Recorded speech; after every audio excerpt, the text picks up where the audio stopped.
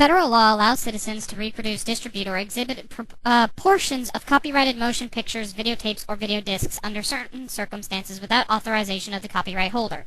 This infringement of copyright is called fair use, and is allowed for purposes of criticism, news, reporting, teaching, and parody. This means you.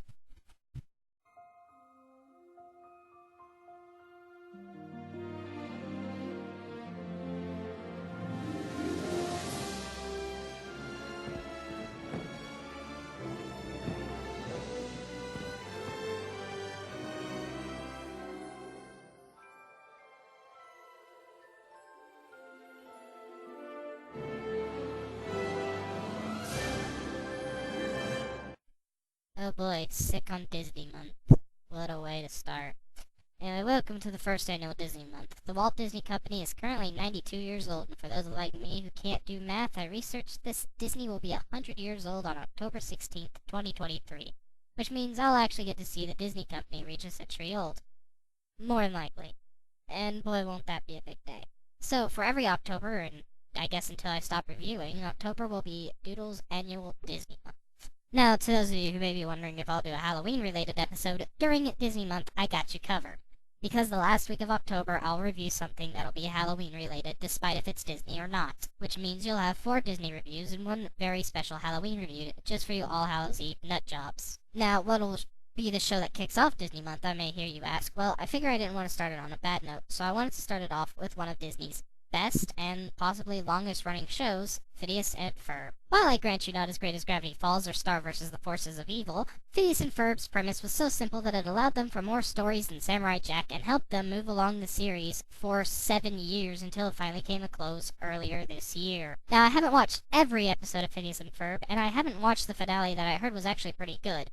But I can guarantee you that I will one day, however, have already watched a good, say, 2 seasons before I wasn't able to keep track of it anymore. And during those 2 seasons, there were a lot of great episodes that I could give a review to really kick off Disney Month, but of course, you all know me as the music geek I am, so I had to choose the musical of the group. So here is Phineas and Ferb's getting the band back together. So like Bob's Burgers, we start the story with a father who cannot remember their anniversary, and Candace has to remind Lawrence of what day it is. After Phineas fails to see the point of an anniversary, he decides to help anyway, and Lawrence tells Phineas he needs a miracle to help, and Candace gives an idea to think of a memory. So he thinks back to when he and Linda were at a rock concert called Love Handle, and this scene really sets the tone of the episode, a really precious and sappy, but entirely too sweet to not enjoy. This also kicks off our plot A, Phineas and Ferb getting the band back together.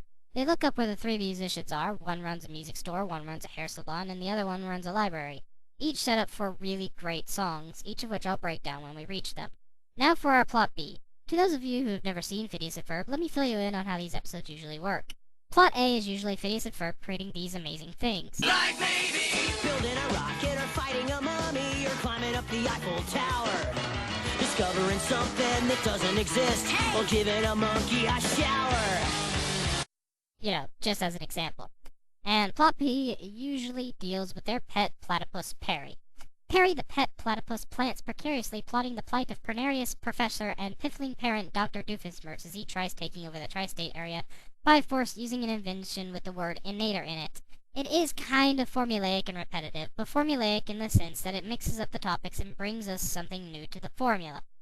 One episode, Heinz will be building a floating city, and next he'll be taking a bunch of singing Ronald McDonald singing statues to hypnotize everyone. In this particular episode, Doof isn't doing anything evil. No, he's just trying to celebrate his teenage daughter Vanessa's birthday and asks his rival the platypus if he'll help set up the party. This was a really sweet setup, despite Heinz not understanding his daughter, that ends in a really tear-jerking finale that, once again, I'll talk about when we get there. And that's something I can really appreciate about this episode above all, most others that I've seen, at least. Normally, with plot point A, Candace does everything she can to bust her brothers, and in plot point B, Perry and Doofenshmirtz just duke it out in an action-packed plot. But in this episode, there's almost none of that, and so the setups to the story can get placed in a way that just feels so right when executed, which may hurt the review as it stunts what I can and can't cover at certain times, but it really helps the episode in the long run, so apologies for me setting aside things for later. This episode really needs me to do this in order for me to get my point across. So while Perry and Doofenshmirtz are setting up the party, we cut back to plot point A, where Phineas and Ferb walk up to Danny's music shop where we meet the guitarist of Love Handle, Danny, who plays us a little song. The title of the song is called The History of Rock, and it delivers exactly what you expect. A little brief history in rock and roll from the perspective of Danny. And while I like the song, I feel like it's the weakest of the three we see in this episode. And it actually comes from the gimmick of the different styles of rock played in the song. The transition of stuff from like psychedelia to funk was just too much of a spike. It really felt like you were hitting a brick wall of sound and even thicker wall of energy. I know they had to keep it a couple minutes in order to work into the other three songs we hear in this episode, but come on, a smoother transition from one style to the next would have really been appreciated.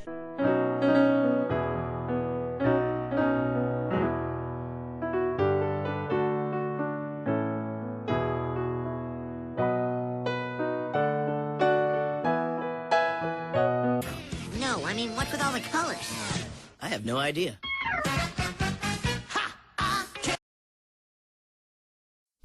Anyway, he agrees to reform Love Handle as long as the other two ex-bandmates will join him. Meanwhile, Hines shows Perry a huge firecracker, and since he's evil, he wants to tie Perry to it. So he does so. After that short scene, we then head to our next musician of Love Handle, the bassist, Bobby, which starts an incredibly catchy foot-tapping disco tune whose lyrics are admittedly weak. However, the tune and rhythm then make up for it in triples, so I can overlook it a bit. So Bobby decides that yes, he'll join the band. Phineas and Ferb then call up Isabella, a reoccurring character and friend of Phineas and Ferb, which is used as a joke on Girl Scouts. Phineas asks if they can build a stage before walking into the library and meeting up with the drummer Sherman. In hands down the best song of the episode. There is a reason this was nominated for an Emmy for Outstanding Original Music in 2008. There is a reason it was number 8 on the Cliptastic Countdown, and it probably, hands down, is the best song I've heard in an animated cartoon, and I've seen some really good ones. The lyrics are really strong, something that the song before it really lacked, as Sherman and Phineas argue while singing, mind you, about how Sherman is keeping a really good rhythm, and during this time, Ferb is giving us a really nice instrumental, something History of Rock was greatly missing. This hits every point of a great song on a professional level, not just television cheese, but something I could expect on the Billboard Top 100, back when they still had standards, of course. Time for a plot-switching rapid-fire time. Anyway, after realizing an amazing tune, we cut back to Lawrence doing his attempt to celebrating the anniversary, which ends up in utter disaster, leaving Phineas and Ferb to save the day, leaving Lawrence dumbfounded. Cut back to B, where Vanessa sees Doof's party, which looks like it belongs to a 5-year-old, so of course she's embarrassed and finds that more so that Hines wants to launch Perry into the sky. Plot A, however, is having some difficulties as the Love Handle starts fighting and Danny gives up, realizing that there may not be any fans before realizing how many of their fans actually exist. Plot B. Perry breaks out of the firework and fights Hines until he gets stuck on the firework. Plot A. Linda gets home with Candace to see Love Handle concert in the backyard. Plot B. Hines' fireworks shoots up into the sky as Love Handle starts their reunion concert, and Linda and Lawrence kiss each other in a sweet scene. Candace's expression says it all. Meanwhile, Vanessa's party, it was fixed just in time for her friends to see this, which just about closes this very amazing episode. It's no wonder why this is a fan-favorite episode that again was nominated for a freaking award. The key elements to storytelling was spot on and hit every note right, both in writing and story, which alone could have been a great tearjerker in music, which admittedly pads out the episode, but in a way that teaches us more about these characters than we even really have the right to learn about.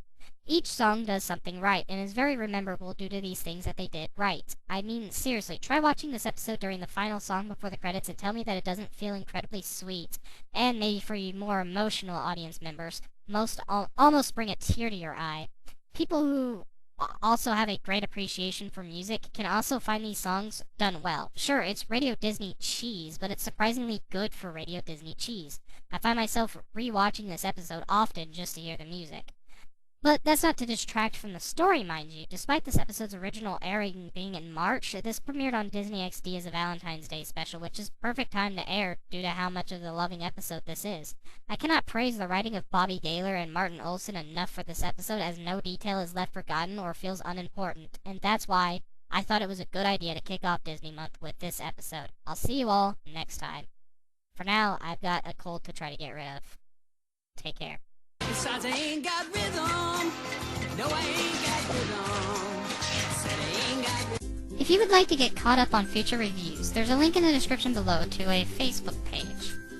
Basically, all that I'm gonna tell you. I mean, you can follow it. You can get all the updates to future reviews if you care. If not, I'm not gonna force you to do it. It's all up to you.